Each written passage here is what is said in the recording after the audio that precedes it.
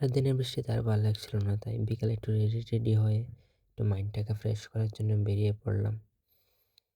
আর কেউ একটু মাইন্ড করে না, শরীরে জ্বর, তাই কারণে গলাটা একটু খারাপ হয়ে রয়েছে। তারপর স্কুটির মধ্যে তেল ভরে বেরিয়ে পড়লাম ঘোরার উদ্দেশ্যে। আর অবশ্যই ড্রাইভ করার আগে হেলমেটটা কম্পালসারি পরে নেবে। পর মাকে একটু প্রণাম করে নাও শুরু করার আগে। আজকে বিকালটা দারুণ একটা ওয়েদার হয়ে রয়েছিল, তাই একটু বেরিয়ে পড়লাম। তো আমাদের সাথে সাথে তোমরাও মজা নাও। মাঝে মধ্যে সবাই একটু ঘুরতে বের হবে, যার কারণে মাইন্ডটা ফ্রেশ থাকবে, শরীরটা সুস্থ থাকবে। আর একটা কথা, যারা অফ রাইডিং করতে পছন্দ তারা অবশ্যই আমাদের ত্রিপুরা রোডে আসবে। এখানে যা রোডের অবস্থা বলার মতো না।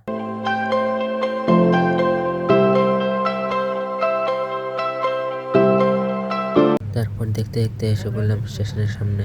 সেই দেখে একটা ট্রেন আসছে। ট্রেনটা দেখে মনে বললো অনেকদিন হয়ে গেল একটা কোনো ট্যুর প্ল্যান করা হয়নি।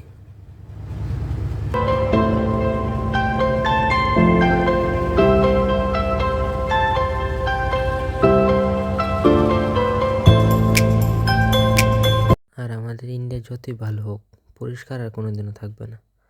অবশ্য আমরা নিজেই ঠিক নেই, পরিষ্কার আর কি থাকবে।